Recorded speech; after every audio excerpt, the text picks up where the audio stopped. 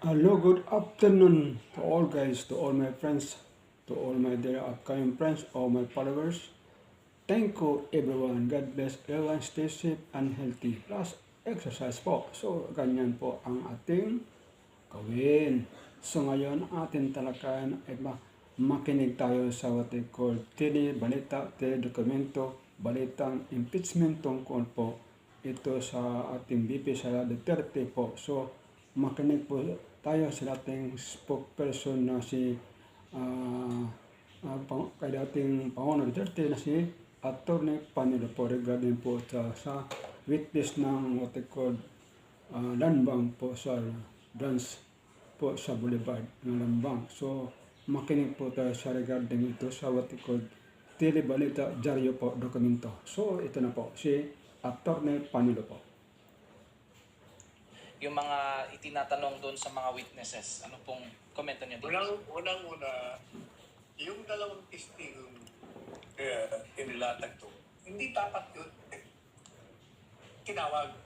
Useless din yun. Worthless din yun. Bakit kanyo? Hindi naman ang pinag-uusapan kung nasa tama yung pag-release ng pera. Kaya nga nakita mo, no cross-examination na nga yung defense. Ibig sabihin, walang saysay yan.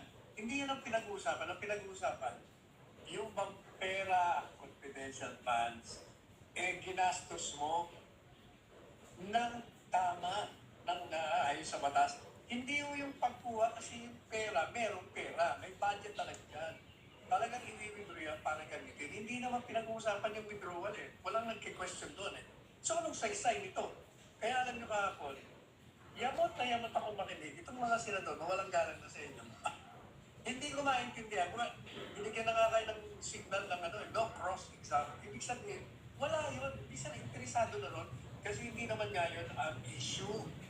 Kaya alam mo ginawa mo nga matapos yung impeachment. Actually, second break, ginagawa ko kami. Nandun ako, kumain na lang kami. Dahil wala nga katuturan yung mga tanong ng mga senador. Kaya ang ginawa ko, matapos sa impeachment, inakit ko yung mga senador sa floor. Bawat isa na hindi nagtanong, sabi ko, congratulations for not asking question earlier. Kasi wala, exactly, sabi ko, mawalang galang na ito sa mga kasama niyo. Hindi ko maintindihan, ba't tanong sila ng tanong? Wala lang ang cross.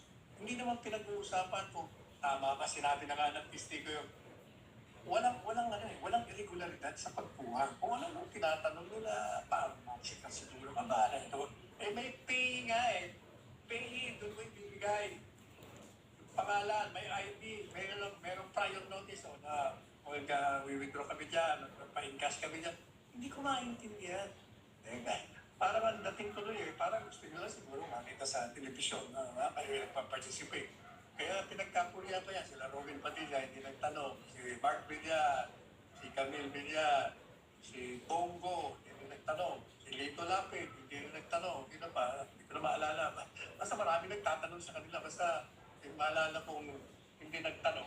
I just turned 58. Today I'm starting a 28-day Tai Chi walking challenge.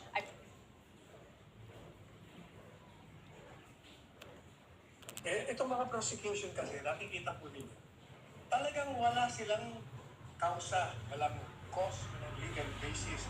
Kaya ang mga pinipresenta nila, hindi naman nagpuproba na lumabag sa batas, dahil sana talagang sinisiraan lang na sinisiraan. Ganyan, hanggang matapos ito, ganyan ang mangyayari sa mga yan.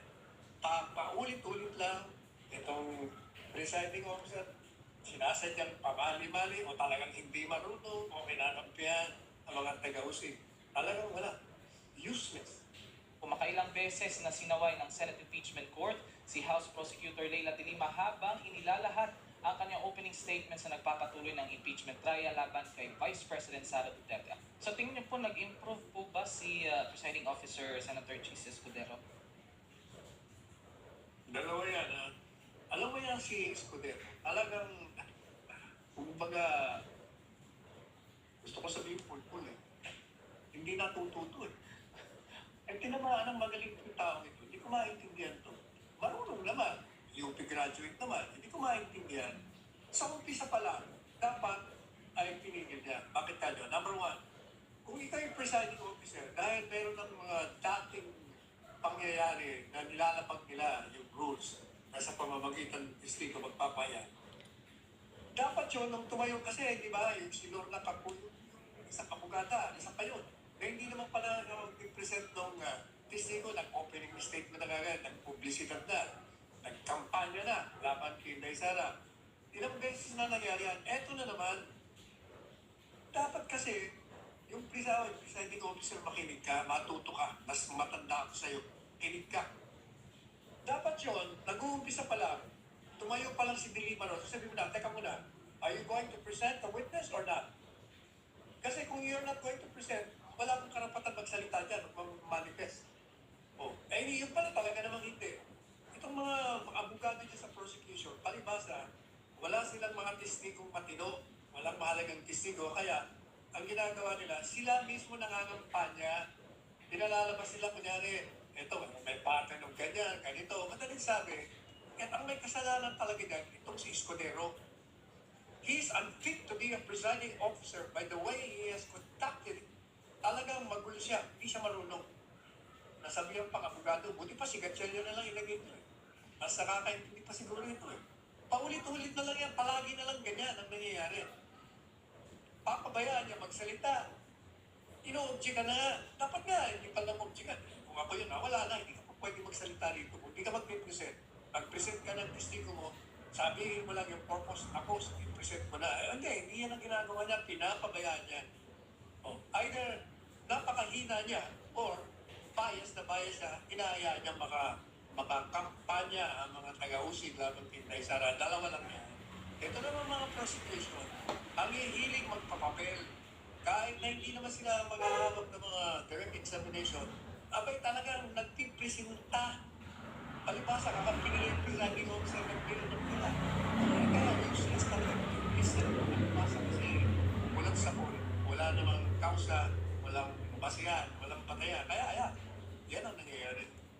Maraming salamat, Atty. Sa. Samantala sa iba pang balita, binigyang diin ng Malacanang ito regarding sa binanggit ni Pangulong Ferdinand Marcos Jr. yung SONA niya na kailangan maging efficient yung mga utility at electric cooperatives para maiwasan daw itong system loss sa kuryente. Sa halip na asahan yung mga subsidiya mula sa gobyerno. Kasunod ito ng babala ng mga electric cooperatives sa Atty. Sal na maaari silang malugi matapos nga inanunsyo ni Pangulong Bongbong Marcos Jr. sa kanyang SONA yung pag-alis nga nung naturang singilin. Kung komento ninyo dito, Atty. Sal, kaugnay nga dun sa binanggit ni Pangulong Ferdinand Marcos Jr. na tanggalin yung system loss charge. Pero yung mga ilang electric cooperatives, suportado ito, given na dapat magbigay din ng subsidiya ang gobyerno pagdating sa, in case nga na tanggalin nga yung system loss charge sa bayarin sa kuryente. As usual, tuloy na yung Mr. President. Matagal na yan dapat na tinanggal mo. Dapat unang pa lang na sigurado ng Pangulo mo, tinanggal na. Puro ka delay reaction or no reaction. Useless lahat yung pinagsasasabi mo, puro salita. Wala talagang maasahan tayo. Kaya sabi mo, panahon na. O panahon ka na rin na tumahimik na. At siguro magpahinga ka na para matapos ang paghihirap ng taong bayan. Bigay mo na sa iba. May isa pang Okay. So, to all my guys and friends, amiga, thank you everyone. God bless and stay safe plus exercise. Ingat po everyone. Bye-bye.